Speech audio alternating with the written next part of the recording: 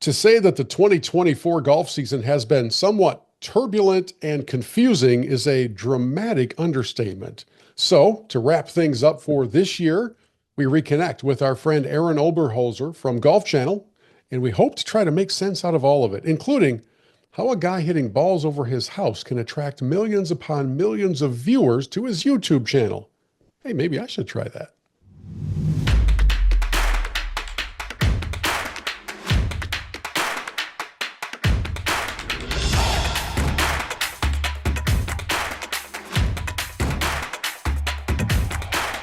It was back near the beginning of this season that we connected with our friend Arron Oberholser from Golf Channel. And now that Scheffler's won for the 48th time this year and the season has its 3-day hiatus before 2025 begins, I thought, hey, how about we wrap up the season talking with Arron Oberholser? So he joins us from his home in Arizona. And what a year, man. I mean, first of all, it's good to see you. And I so much enjoy the different roles you get to play on Golf Channel.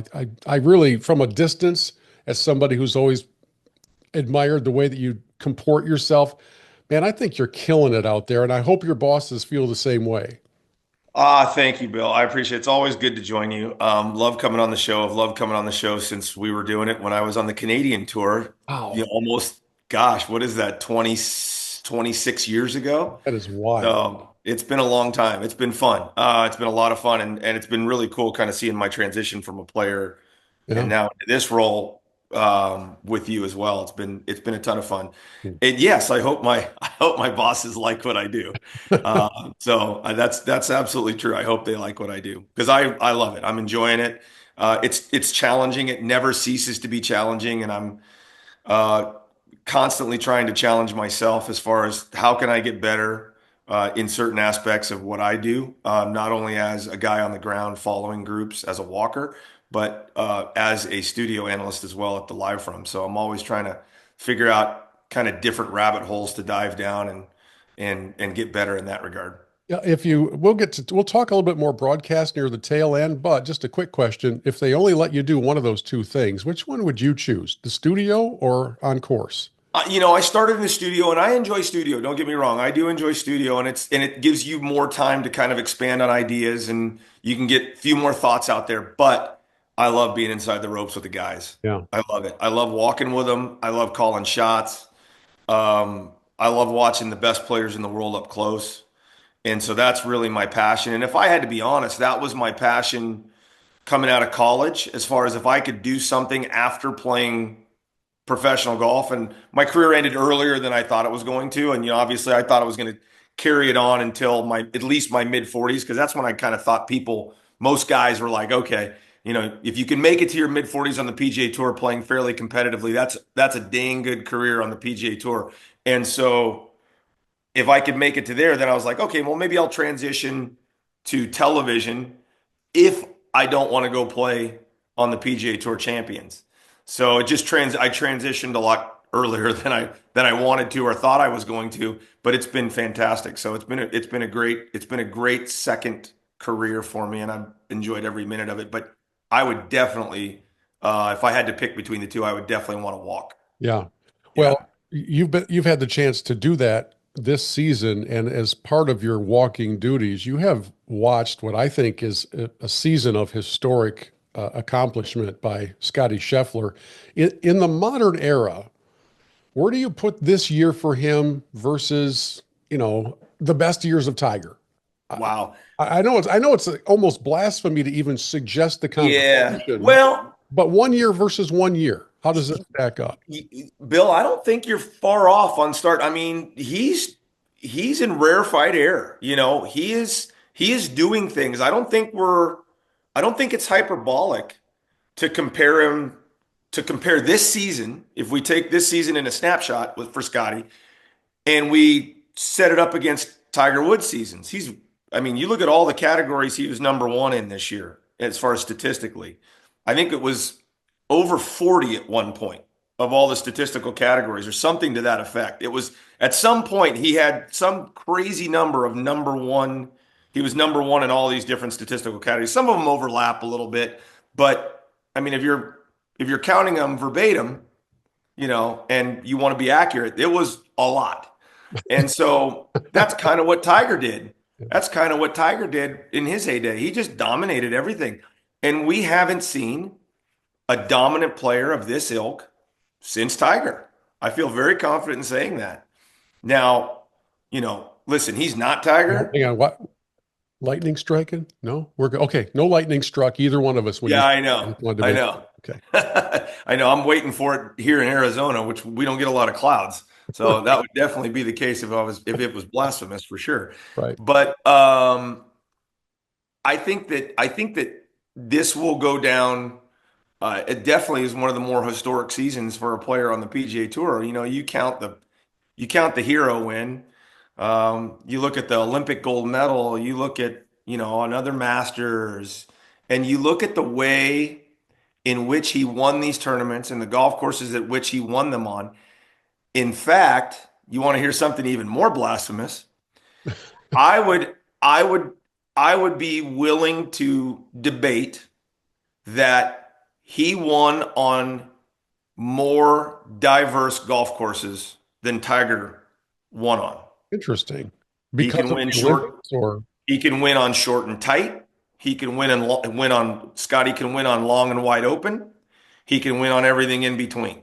hmm, So, if you want to talk about courses like Colonial and you want to talk about courses like Bay Hill and you want to talk about, I mean, you know, he can win on, it doesn't matter the surface.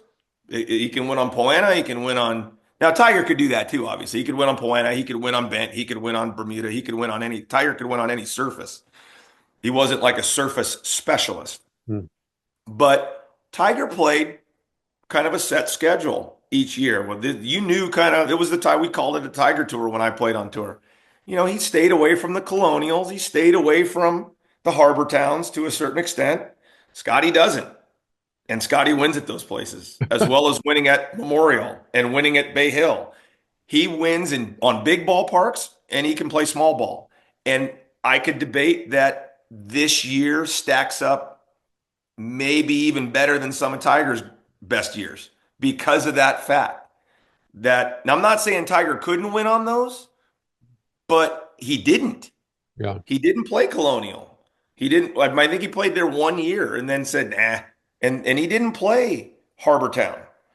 Or he might have played 1 year and then never went back. So it's I think that you could potentially say that this year was just as good, if not better, than a lot of Tigers' years. Wow. If you compare this year to any one of Tiger's years Yeah. outside of 2000, that's the greatest year in golf history. Yeah, Um, that year stands on its own. And yeah, one of the things I think that strikes me so starkly is the difference in personalities between those two guys. So Tiger had his alpha male world, and Scotty, I have not, at least from a distance, I have not observed Scotty becoming arrogant. I haven't observed him shutting out anybody. I haven't seen the layers upon layers of agents and management and people that you have to go through. What I see, and you can kind of paint the picture more accurately, what I see from an observational standpoint is a player and a caddy of like-minded faith, of like-minded temperament, of like-minded ego, who just want to win, and they don't seem to be flooded by fame or disillusioned of their own importance in the world. I love that part about this story. Am I just Pollyannish? Am I just kind of glossing this over, or is that the real deal? I think it's the main reason of why he's so successful is because he's true to himself.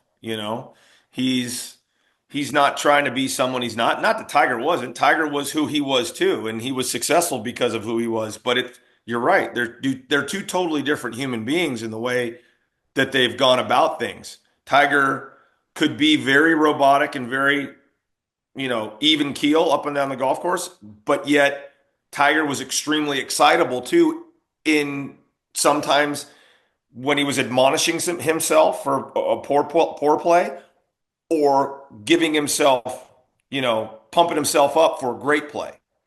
and Tiger was more volatile in the result. Hmm. After the result, he was more volatile than Scottie. Whereas whereas Scottie will just give it a little fist pump, or a little, he'll give it a little bit, but you don't get nearly as much out of Scottie as you did out of Tiger. And I think that that's why one of the reasons why people tend to look past and gloss over, to your point, in what you said, gloss over Scottie to a certain extent, is because the guy is he's more this way. Yeah. And he doesn't, maybe to certain folks who don't really understand the game at the level that maybe I do, that he doesn't inspire the way Tiger did, but there's very few players in the history of the game that have ever inspired Yeah. to the extent Tiger has, and or quite honestly that ever will.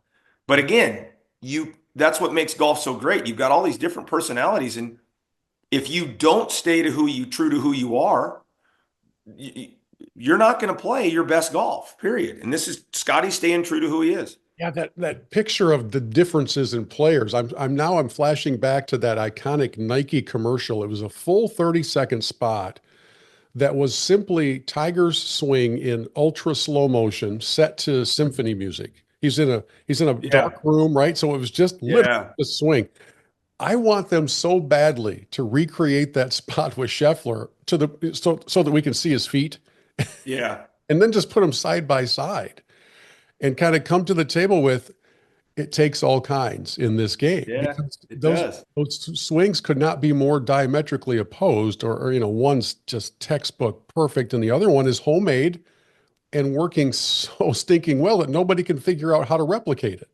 I think that that's what makes it so genius, that um, in in different ways, what frustrates the competitors for both of these guys in their respective eras, Yeah. is that you were playing against one of the most technically sound players in the history of the game, if not the most technically sound player in the history of the game, through the bag, in Tiger Woods, who was, no matter, probably I call it the Butch 2 swing.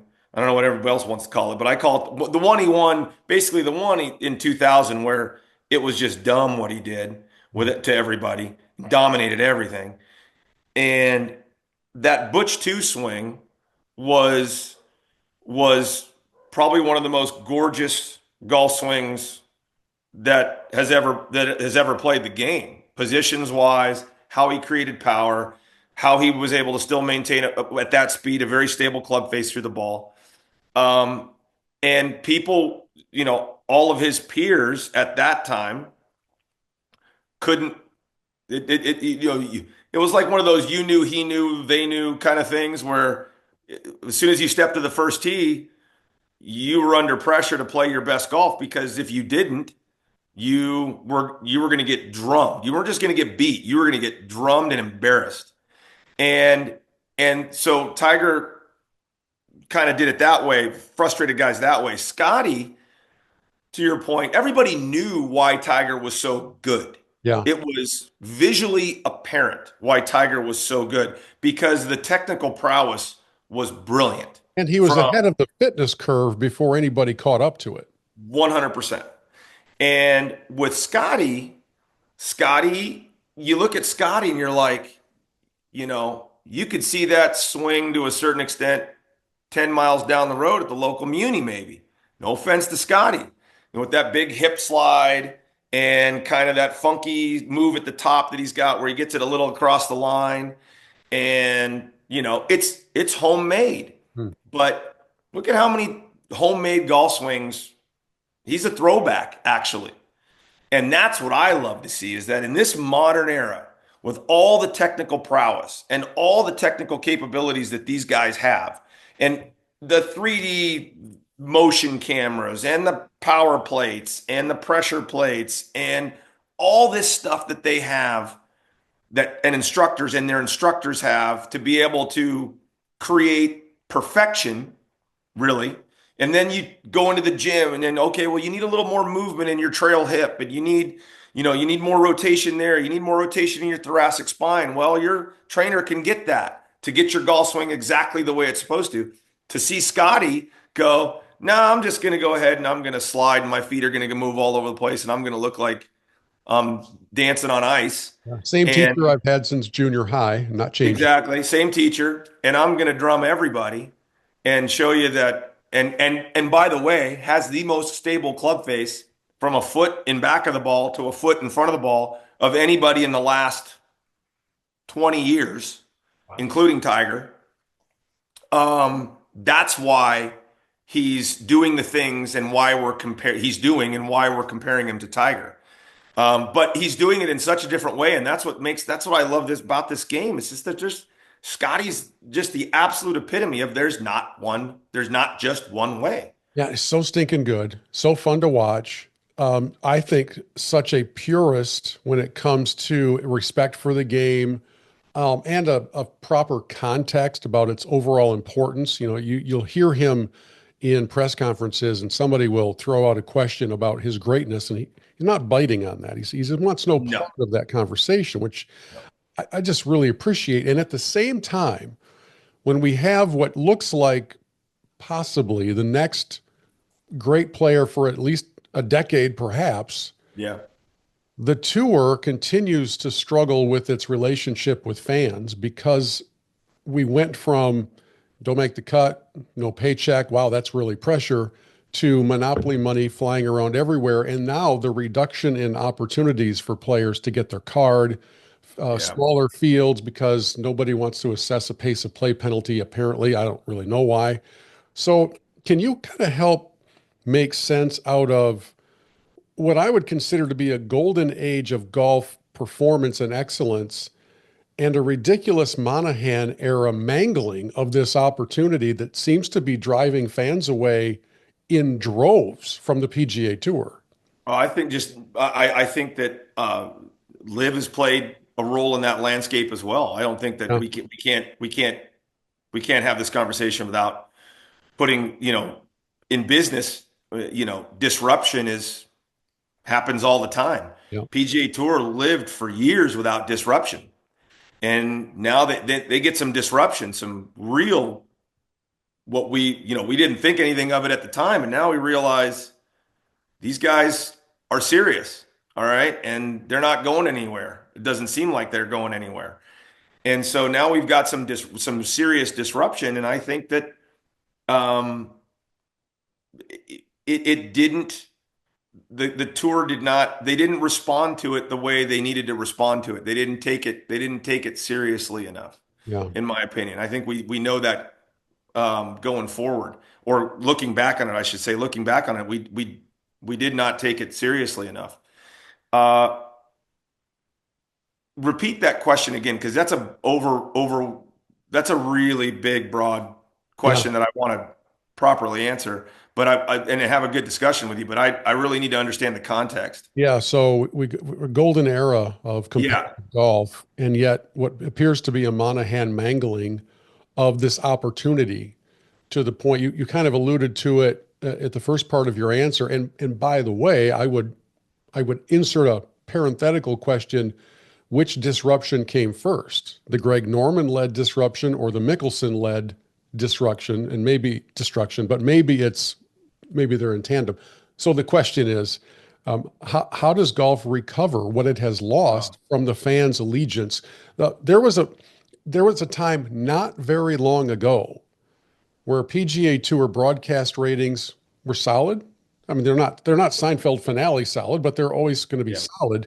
yeah, And more than that, people had this desire to connect with PGA Tour players, to follow the results, to be a part of it. And now, unless it's a major, man, it's a tough number to draw on TV, and it's even tougher to draw the engagement and passion of fans. Is that repairable? in the short term, no. Hmm. But there is no short term answer that I think that gets the fans back. It's what has done it, in my opinion, is greed Yeah. to a Yes. certain extent. The Without a greed doubt. greed of the players, and and wanting to make more and more and more and more money, and quite honestly, overvaluing ourselves as players. Yeah. There's one guy in the history of the game, maybe two, maybe three guys in the history of the game, the modern era of the game, in my opinion, that are worth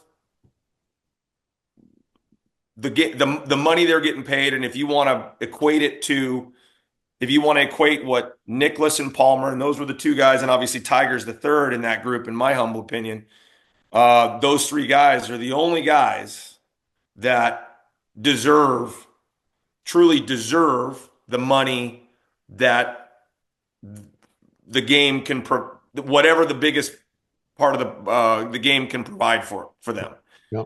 They were drivers. Okay. The rest of us we were just guys for them to beat on and to see how much we could get better and try to keep up with them to a certain extent And make a living while you're doing it. and make a fantastic living while we're doing Yeah. it. Right. Um, a lot of guys on tour, I don't get it. I said something, I think it was at this year's Open Championship, might have been last year's Open Championship. I can't remember now. They're all starting to run together to a certain extent.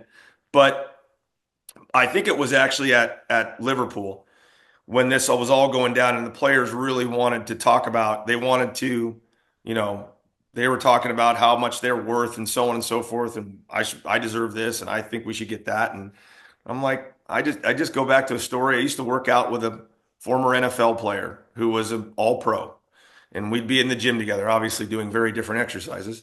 But we'd be in the gym together with our trainer. We shared the same trainer. And I remember when I was a top 25 player in the world, and I thought I was hot stuff, and I'd won once.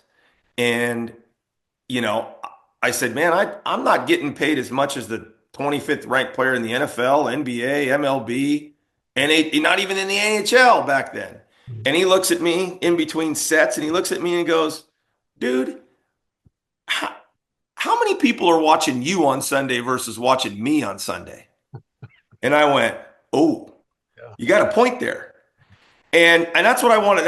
I told that same story on air and I don't know who listened to it. I don't think they care, but that's the reality is that the reality is we're a niche sport and there've been three guys in the history of the modern game, in my opinion, to really capture fans and create serious force in the game with the random fan that plays once a month at best, but really doesn't pay attention to golf unless it's the four majors. You know, Yeah. that's Jack, Arnie, and Tiger, Yeah. in my opinion.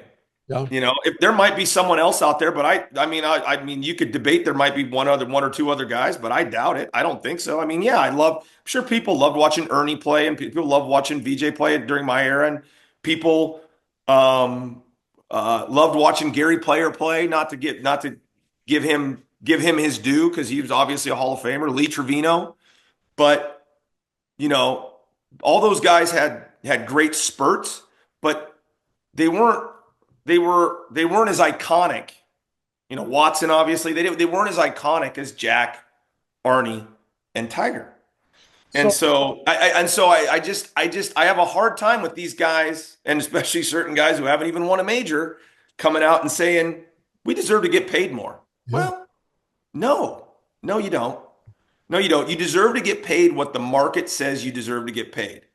And right now the market's saying people aren't watching because of this split, in my opinion, is one of the biggest issues. Yeah. So I totally agree with what you said. And so I'm even more confused by why they are getting paid. There are two professional sports organizations that have dramatically overvalued the product delivery, the eyeballs that they're gathering. One would be the PGA Tour, and two would be the WNBA.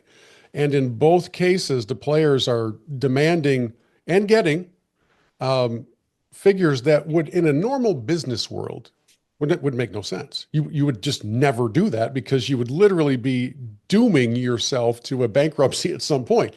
And yet, on the tour, they've located the money somewhere. And, Phil said maybe it's hidden under a pillow or so. Well, apparently it was because the money's out there. Now they're bringing in outside investments, probably at some point leading to a coming together and an investment from the PIF and the Saudi. It's, I think that's inevitable, but I still don't understand the why part of it. What I don't get is why the powers that be, whether it's a sultan, whether it's a commissioner, whether it's all of the corporate sponsors, I don't know why they haven't said to the players, you're not getting that. We literally can't justify that. What's missing? Why has the why part not been delivered in a more logical way? I don't get it. Bill, that is a phenomenal question. And I don't have an answer, quite honestly. You know, I think that the PGA Tour, I think that they had a chance to be proactive. Yeah. They were not proactive. They were extremely reactive. Hmm. And this is the reactive nature of what you get as far as in the result, in my opinion, is that you get okay, don't leave. We'll give you what you want. Hmm. And so now, to a certain extent, you got a little too much. I don't. Hey, listen, it's a players run organization, and I think the players felt to a certain extent that their voices weren't heard enough.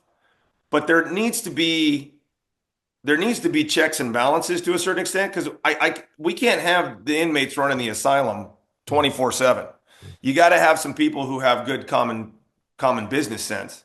Because as a player, you might think you know what you're talking about, but you're sitting across the table from guys who have built fortunes on doing deals and mergers and acquisitions and things like that.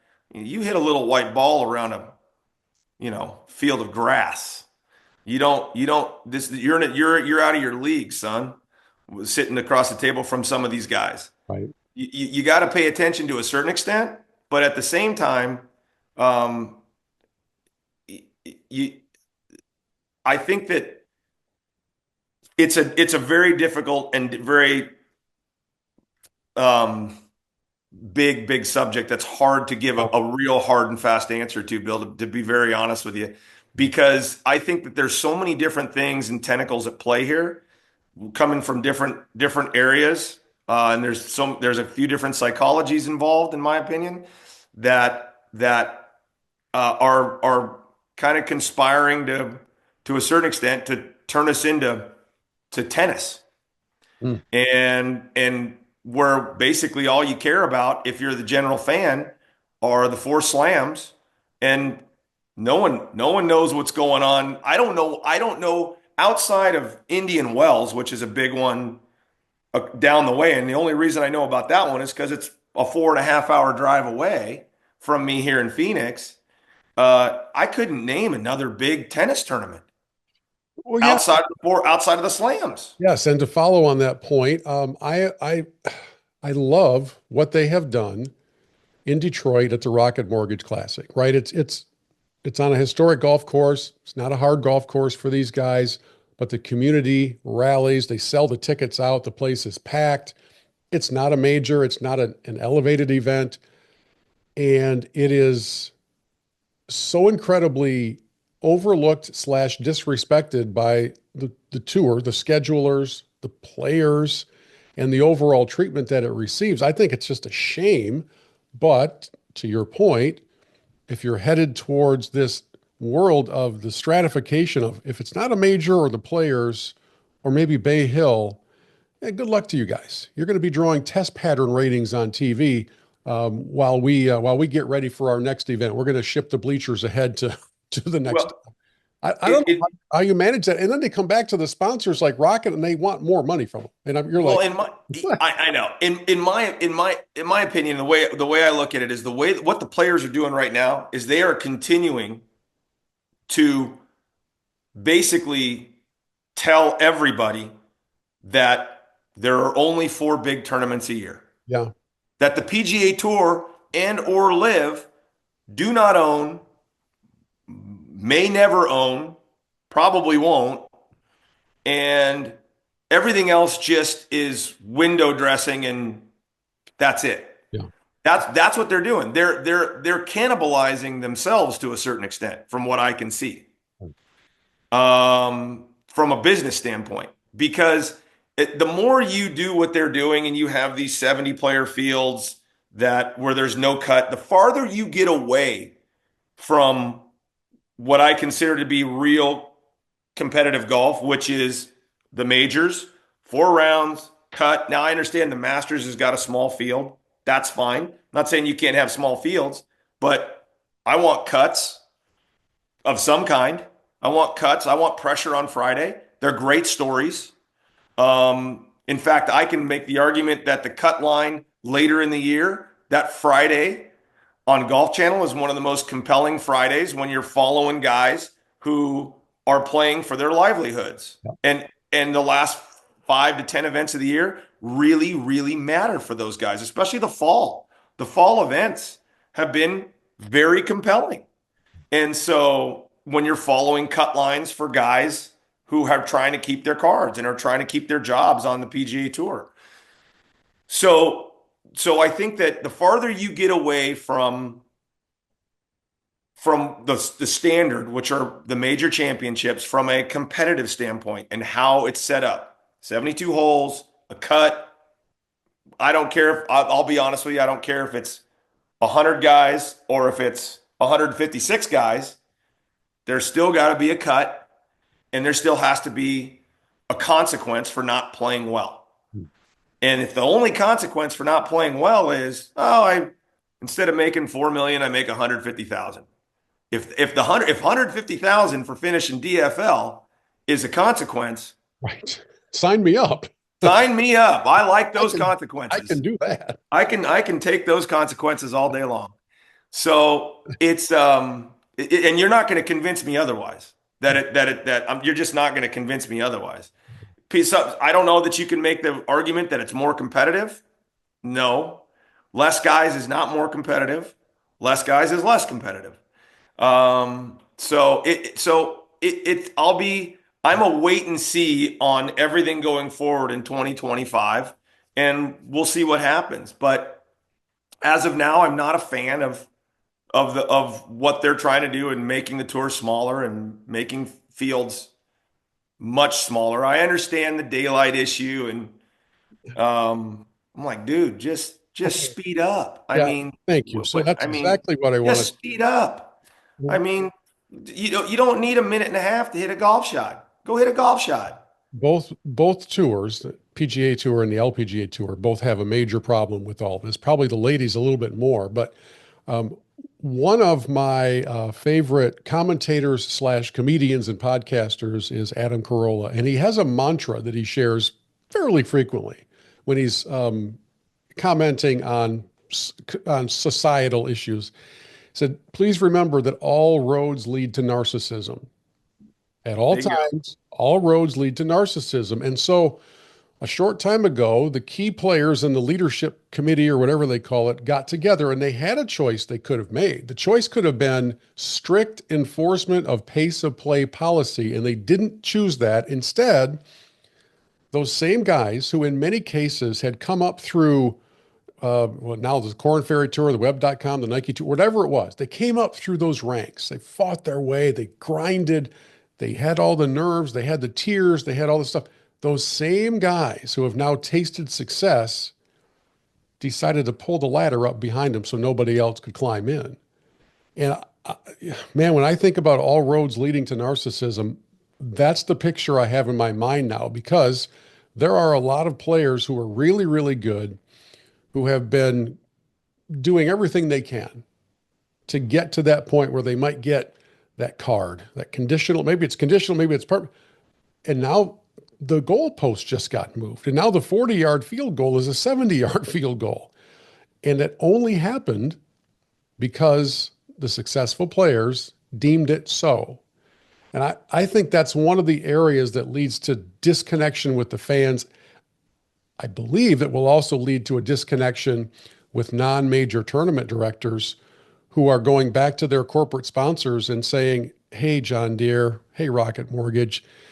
I know you guys were in for 6 million last year, but now they're telling us we got to go 8.5 or 10 or 11 or 12. Oh yeah, the field's not going to be. No, you're not going to get any of the guys that you've ever heard of before. We'll probably have a competitive event. Um, are you in? And I think we're going to see more and more of them say, I can't justify this to my stockholders.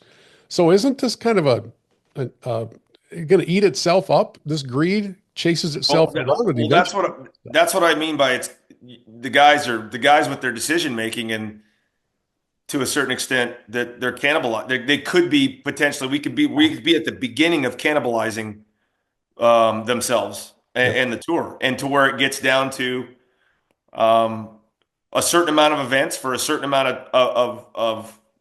of players in those events for a certain amount of prize money, and then the four majors, and that's it. yeah, yeah. I mean, I remember this like it was yesterday. 2005, playing a practice round with Mickelson. And he goes,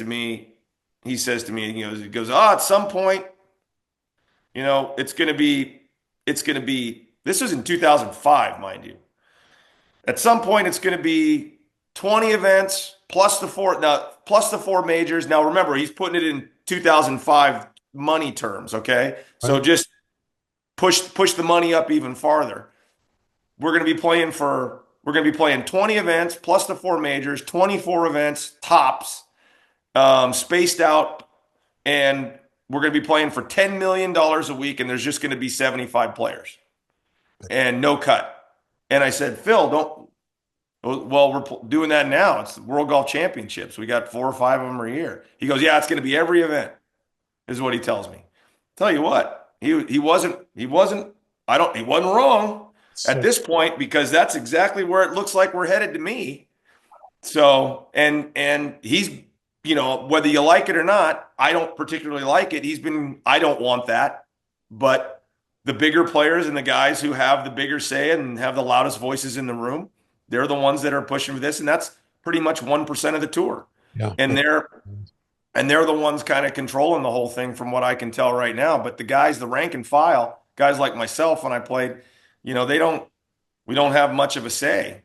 Even though that I think that obviously more players and more tournaments, well, more tournaments run the way that they should be run, and more opportunities for guys, not just throwing a tournament in there to throw a tournament in there, but obviously good grassroots local support for the event, like Rocket Mortgage, um, and that's good for the tour. It's good for competition, and it's something that I think potentially in the future that we might not see. I don't know. I don't have a crystal ball, but Bill Mickelson, when he said that to me, I was like, yeah, right. I'm concentrating on what I want to do, and thought about it for half a second. I'm like, man, he's nuts. Well, And maybe, but he was probably onto something. he was onto something, exactly right. Because it kind of gave me a peek into his mind Yeah, about what maybe he wanted, and it makes sense that the top players, want that. yeah. Makes sense. It makes sense that they would want that. Let me use Phil as kind of a springboard to a kind of a different topic. Of all of the players that left the tour and went over to join Live and bought whatever Norman was selling them and all that stuff, I'm not going to rehash that. But of all of them that went, as far as I can tell, only one of them has worked diligently to win back, or maybe win for the first time, the love of the golf fans. And I'm talking about DeChambeau, who Yeah. in 15 days of hitting a ball over his house drew 4 times the numbers that any live event has drawn on a pseudo national television network. His breaking 50 series with all of these big names and everything. People have embraced Bryson ever since that bunker shot on the 72nd hole at Pinehurst. Um, I've enjoyed watching it. I've always thought the guy was incredibly intriguing, and I don't know him at all, so I can't say whether this was an intentional effort or if he was just bored and wanted to crank out some more content and found out that people liked it. But is he showing a path? Probably a little bit of both. Yeah, well, maybe. And is he Yeah. showing a Yeah. pathway for players to rebuild what seems to be a broken relationship with the golf public? And maybe it is to just do more off the tournament course kind of content and Well, what? No, I think with a certain subset of fans, yes. I think with the younger generation, I think we're also seeing, to bring it back to the TV perspective, I think we're also seeing how people consume their sports change yeah, very true.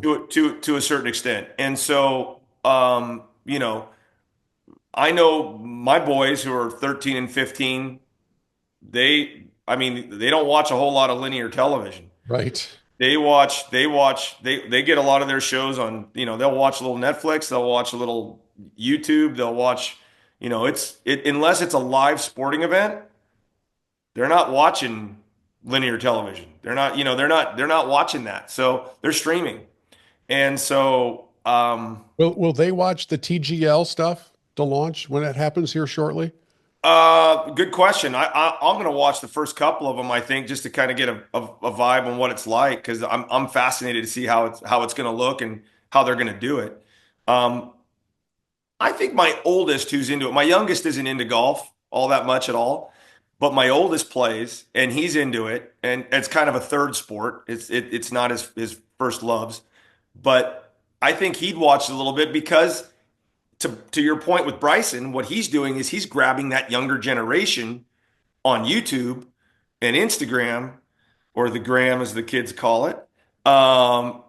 And they're trying. I can't be hip, Bill. I'm trying, but I can't. You've come to the wrong guy if you're looking Yeah, for I, that. I get I get the I mean, I'm not even a boomer, and I get the okay boomer from my kids half the time. But I think that he's doing the right thing for his business in order to grab the younger audience, because the older audience is still coming to Golf Channel. They're still coming to linear television. Our core audience who loves golf and wants to watch it on a Thursday, Friday. But I don't know that we're getting that millennial group that's massive, that likes the game of golf, but they want it. They want to consume it a different way. Are they? I don't know. I don't know. He's sounds to me like he's keeping it fun. He's keeping it lively. He's keeping it interesting. It's a little bit of, no knock on Bryson, but it's kind of a little bit of, it's like, he's a golf YouTuber. So I see the stuff that some of my kids watch, Yeah. with some of the shows they like on YouTube and some of the YouTubers that they watch in their different subsets of things they like. And Bryson is that for golf. That's how I equate it. And then, like, because I see all the challenges that some of the guys do, that my oldest loves fishing. He'll watch guys, okay, so what we're going to do today, we're going to do this fishing show where they're picking lures out of the blind, and I've got to go catch a bass with this. And so that's kind of what, with like a little kid's toy rod. It was a hilarious challenge. And so that's kind of what Bryson is for golf. And I think that's how you're going to get my 15-year-old to go, that's pretty cool. So, That's really cool. so to complete the old man circle, could you ever have foreseen a day when a breaking 50 or hole in one over my house challenge is going to draw 3 to 7 million views, whereas the final round of the Players Championship is going to draw 2.5 million on a national network, right? So there's a dichotomy in all of Yeah. this, and I think it's that personal, unvarnished touch. I think people are okay with feeling like they're on the scene as opposed to watching a performance. That's maybe just a editorial choice on my part, because we produce our TV show, so it's not like it's raw. And at the same time, I had a kid come up to me, Aaron, a few months ago. He goes to my church here in Saginaw, Michigan. I did not know him, but he came up and he was very polite, and he said, "Hey, I know you have a TV show. I watch it. I'm a big golf guy. I played in college, and I'm part of a YouTube channel, and I just kind of pick your brain about some things." And he said, "We're just a small channel right now." And I said, "Oh, okay. Well, how small are you?" We have just over 50,000 followers. I'm like, "Wait, what?" And just a month or so ago, they signed a deal with Good Good. And so these guys, I am pulling for them. They're good kids. Probably won't do it forever, but right now they are having a blast as they are seeing Great. their brand grow and all those things. And they're doing it in such an organic way that it Yeah. helps their audience connect to them and really get to know, they're showing their day. One of them has a camera with him all day. It's like we chose to be on the Truman Show in some respects. And so I guess that's another philosophical discussion. But here's the kid. He's waking up in the morning, he's reading his Bible, then he's going to the gym, and then he's going to hit balls, and he's doing this, and he's doing content, and he's filming all of that the whole time. And they're getting tremendous response. I It's a long-winded way of saying I think that the further removed the ultra millionaire class of professional golf becomes from the person who just likes to go and play golf on a Thursday, I think it's going to be really tough to rebuild that bridge, that to bring that gap closer together. Agreed. People, I believe, want to see real people. I could have They, saved you they 48 don't they seconds. Of don't want to see they don't want to see it's so hard for us, I think, to a certain extent, to tell the story and to turn Scottie Scheffler into what the guys on YouTube can do and into Bryson. Yeah. Yes. Right. It's hard for linear television to do that. Okay. Whereas I go all the way back. I'll date myself. I go all the way back to when reality TV started for me was The Real World on MTV. Okay. Okay.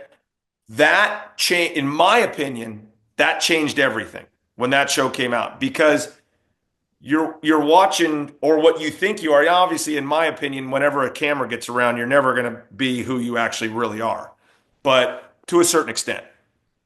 But I think that the more people stick to themselves and actually are themselves, and I think you're seeing more genuine personalities behind cameras and being themselves.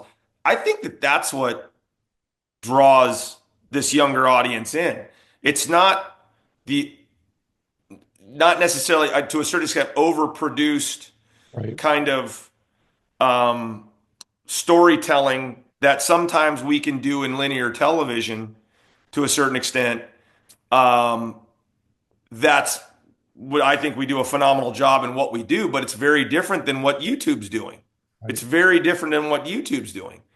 And we've got to tap into that somehow to a certain extent. We've got to figure out a way as linear television, while it's still here, while we still have to tap into that and really try to do that. But when guys are in competition, unlike Bryson trying to make a hole in one over his house, where he can really show you his personality and really be entertaining.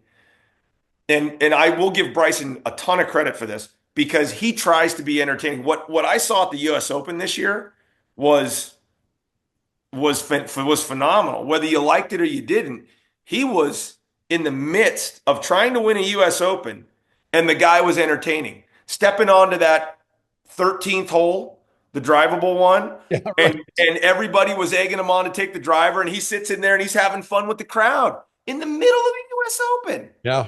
There's not a lot of other players who would do that, who would have fun with the gallery like that in a US Open on one of the biggest meat grinder of them all. A guy who left the tour, a guy who was a villain up Yeah. until not too long ago.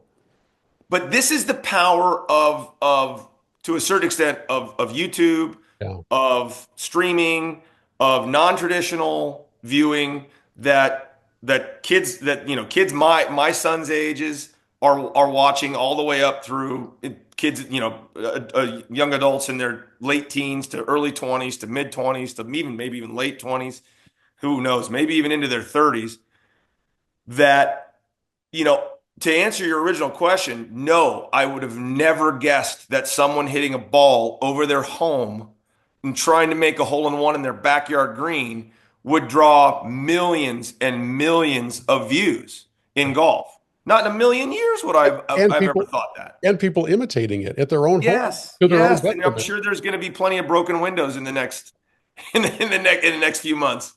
So it's it's a weird time. In a lot of ways, it's a great time. In a lot of ways, it's a concerning time. It Yeah, just depends on what side of the fence you sit, you know?